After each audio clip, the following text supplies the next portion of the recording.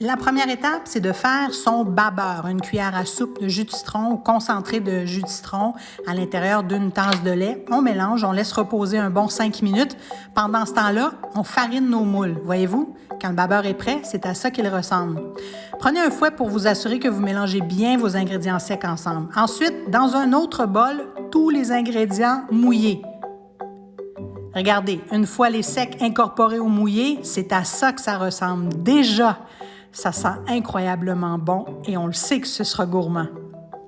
Misez sur un cacao de bonne qualité. Allez voir votre chocolatier si vous en avez un dans votre quartier et choisissez un cacao qui n'est pas alcanisé.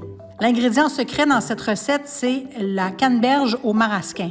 Assurez-vous de bien tamiser votre sucre en poudre et on veut conserver aussi le sirop des fruits. Dans ce cas-ci, moi, je travaille avec un fromage Philadelphia tartinable. Ça fait en sorte que mon crémage va être un petit peu plus liquide. Un bloc donne le même résultat. Encore une fois, avec le fouet, on incorpore le cacao avec le sucre en poudre. Ça, c'est clé, là. Il faut faire attention parce que si vous allez trop vite, il va y avoir du sucre en poudre et du cacao partout et vous risquez probablement d'en respirer une ou deux bouffées.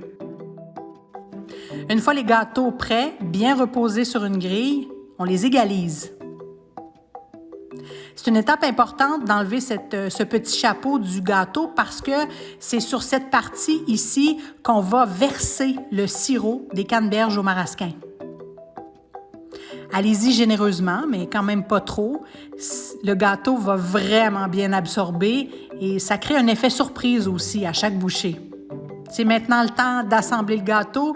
Allez-y généreusement. Voyez-vous, il y a des petits motons de beurre dans mon crémage. C'est simplement parce que mon beurre n'était pas à température pièce. Les canneberges, on ne veut pas trop en mettre. Encore une fois, l'idée, c'est d'aller chercher un effet surprise dans chaque bouchée. Servez-vous un morceau, dégustez, prenez le temps de bien savourer chaque bouchée et partagez-le avec l'être aimé.